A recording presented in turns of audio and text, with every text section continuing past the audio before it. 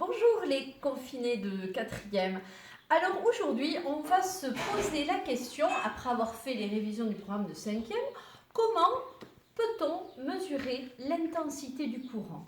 Alors qu'est-ce que c'est que l'intensité du courant? Eh bien c'est tout simplement la valeur du courant électrique qui se déplace dans un circuit. Alors par exemple ici, un montage tout à fait classique, avec une pile, un interrupteur, une lampe. La lampe brille. L'interrupteur me permet d'ouvrir et de fermer le circuit, donc de laisser passer le courant ou pas. Et donc aujourd'hui, on va apprendre à mesurer la valeur du courant qui traverse cette lampe. Alors donc, la valeur du courant, on appelle ça l'intensité. Et donc, elle va se noter grand I.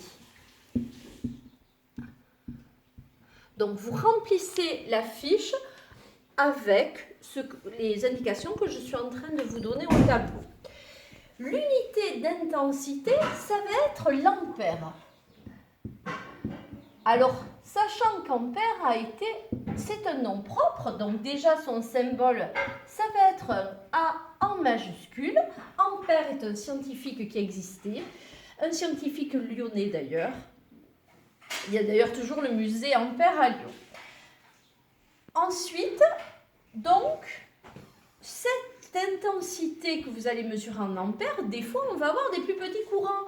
Donc, on pourra avoir des courants en milliampères. C'est pour ça que je vous ai préparé le tableau de conversion.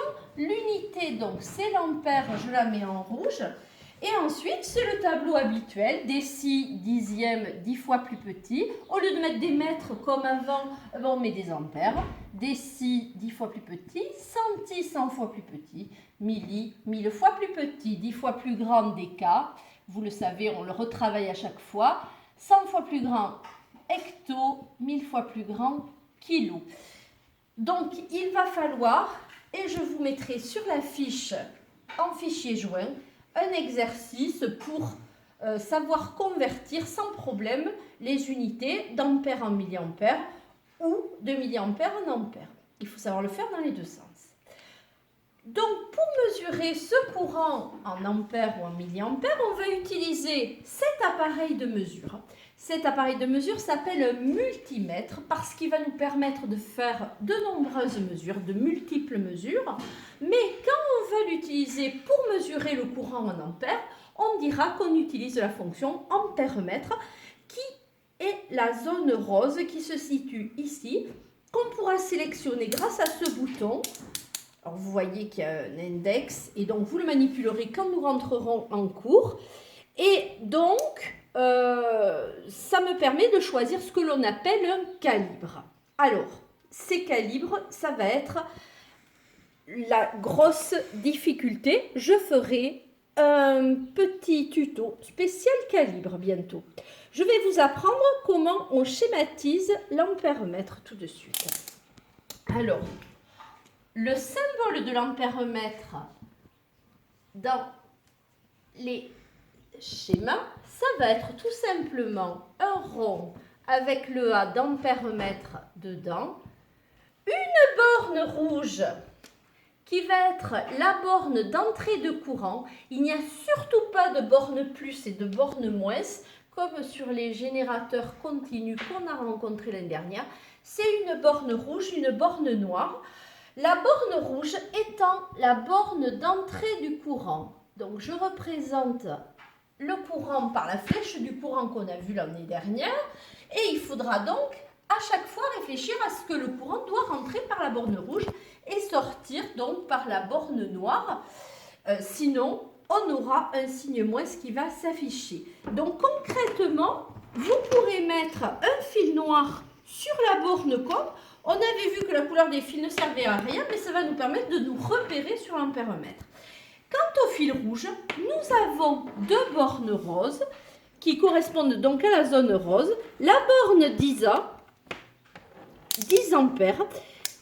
Et donc, je dois mettre, quand je veux faire la mesure sur le calibre 10 ampères, je dois mettre le sélecteur sur 10 ampères. J'aurai alors un résultat en ampères. L'unité ne s'affiche jamais, donc il va falloir que vous réfléchissiez. Pour introduire l'ampèremètre dans le circuit, la technique, ça va être d'enlever un fil. On va le mettre en série dans le circuit. Donc, il faut garder la boucle. Il faut l'introduire dans la boucle. On enlève un fil, on crée donc un trou et on remplace ce fil par l'ampèremètre muni des fils rouges et noirs. Voilà. Et la valeur du courant s'affiche.